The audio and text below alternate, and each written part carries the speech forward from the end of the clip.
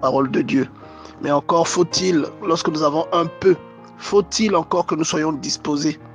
Faut-il encore que nous sachions qui nous sommes, que nous connaissions notre identité. Daniel connaissait son identité. C'est pourquoi, pendant qu'on donnait de la nourriture aux gens qui étaient avec lui, lui, il a refusé de manger cette nourriture-là, alors que c'était la nourriture que tout le monde aime. C'était de la viande, c'était du vin. Il a refusé de manger cette nourriture. Il a préféré manger les légumes et de l'eau. Bien-aimé dans le Seigneur, on vient de nous dire que Dieu se manifeste dans la simplicité. Il a refusé de manger les légumes et de l'eau.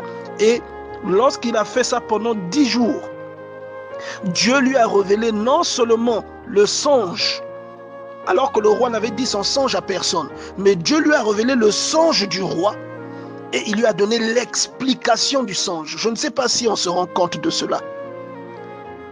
Quand on sait qui on est, on ne fait pas n'importe quoi. Lorsque vous savez qui vous êtes, vous ne pouvez pas aller dans des VIP, passer du temps dans les boîtes de nuit, parce que vous savez qui vous êtes. Vous transportez quelque chose de sanctifié.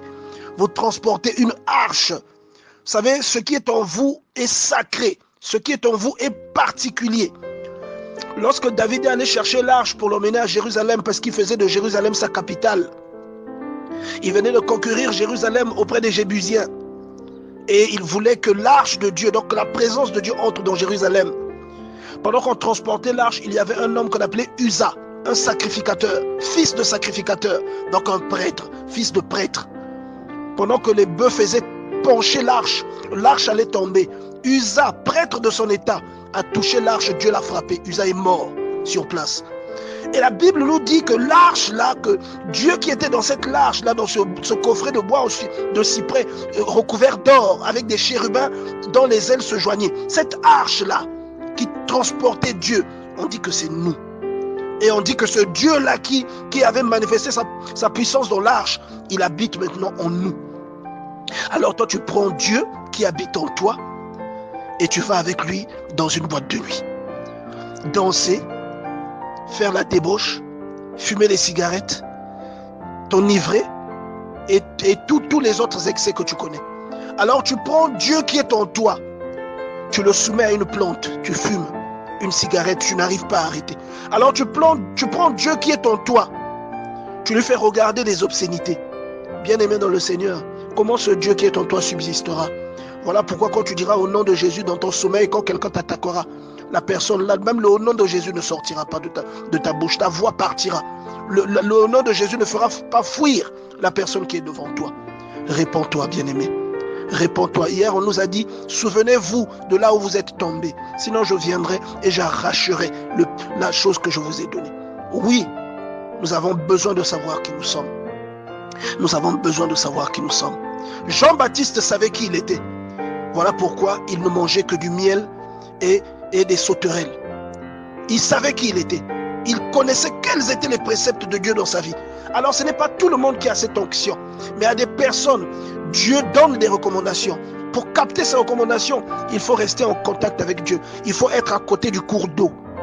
Et vous allez voir que Jésus a dit qu'il y a des eunuques. Les eunuques, c'est les personnes qui sont asexuées, qui ne prennent pas de femmes. Parce qu'à l'époque, les eunuques surveillaient les femmes des rois. On leur faisait une ablation du sexe. Et Jésus dit il y a plusieurs sortes d'eunuques. Il y en a qui sont eunuques depuis le ventre de leur mère. Il y en a qui sont eunuques par leur propre volonté à cause du royaume des cieux. Et il y en a qui sont eunuques par la volonté des hommes. Bien-aimés dans le Seigneur, Paul est devenu un eunuque à cause de la volonté de Dieu, à cause du royaume des cieux, parce qu'il savait qui il était. Bien-aimé dans le Seigneur, Jésus-Christ est resté eunuque, c'est-à-dire qu'il n'a pas pris de femme à cause du royaume des cieux, parce qu'il savait qui il était.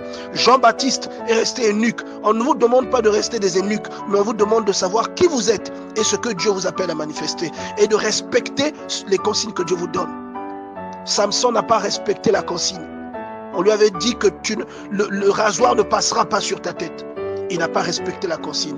Vous savez comment il s'est retrouvé? Les yeux crevés. Beaucoup de chrétiens se retrouvent comme ça, parce qu'ils ne respectent pas les consignes. Ne trimballez pas le Dieu que vous portez n'importe où. Ne donnez pas l'occasion à n'importe qui de poser les mains sur vous. Ne donnez pas l'occasion à n'importe qui de connaître votre intimité, de connaître votre corps.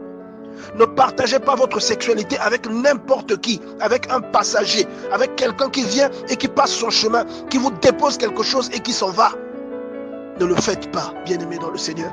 Sachez qui vous êtes, comme Daniel. Apprenez qui vous êtes, comme Moïse. Apprenez qui vous êtes, bien-aimés dans le Seigneur.